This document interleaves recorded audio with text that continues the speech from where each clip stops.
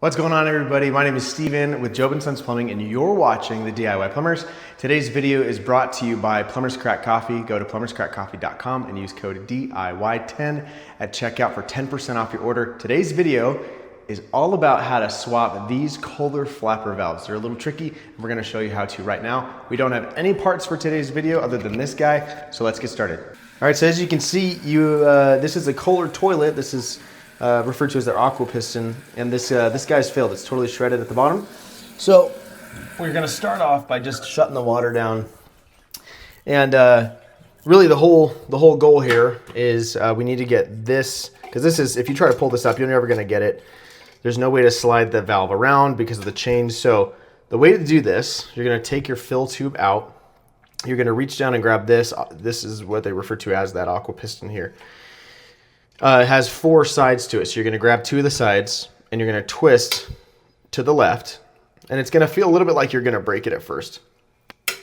It's just tense, okay? So to the left, it's essentially from 3 o'clock to 12 o'clock, a full quarter turn, and that'll take care of it. And as you can see, this old one, look at the new one versus the old one. It's just totally shredded, beat to death. It just hasn't been used in a while, so it's been eaten away.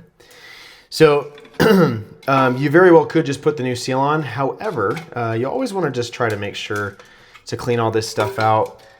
What I usually like to do is turn the water back on just a little bit. Just let it run. And then that way, I can come down here and I can clean off all the old nasty gunk on the bottom seal here.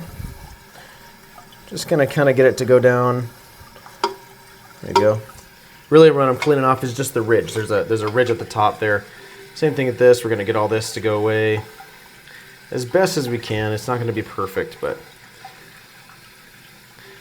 a clean surface is always good for a new seal. So there you go. It's getting a little better. Just like that. I think that's probably good enough there. And then what we're going to do, there's no harm in leaving it running just for a moment, because we're going to want it to be a little wet to slide it back into place. Going to take our new seal, open it up. It doesn't matter if it's this way or that way, it's all exactly the same. Take the bottom, and you're just going to run it around the outside. There's a little ridge it sits inside of. Just make sure it's all even all the way around. And then you can see the direction. You have almost like a plus sign. And if you look down there, you're going to see the way it matches back up to it. So what we're going to do is we're going to slide it in, facing into that hole. Okay, slide it in. Now, it is not set right now, though it is lined up. I'm going to take this, and you just got to twist it back into place right there. Okay, so now it's fully set. Put your fill tube back in. There you go. And now you can see it begins to fill. Open it up all the way.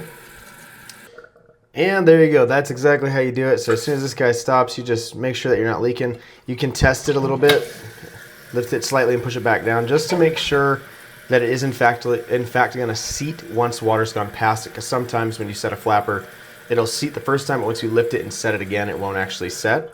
So now we have a positive set. There's no leaking. You can actually hear that it's not leaking. And that's pretty much it. That's how you swap out one of these Kohler aqua piston seals. If you haven't already, go ahead and like and subscribe right on YouTube. Thanks for following along, and we'll catch you in the next one.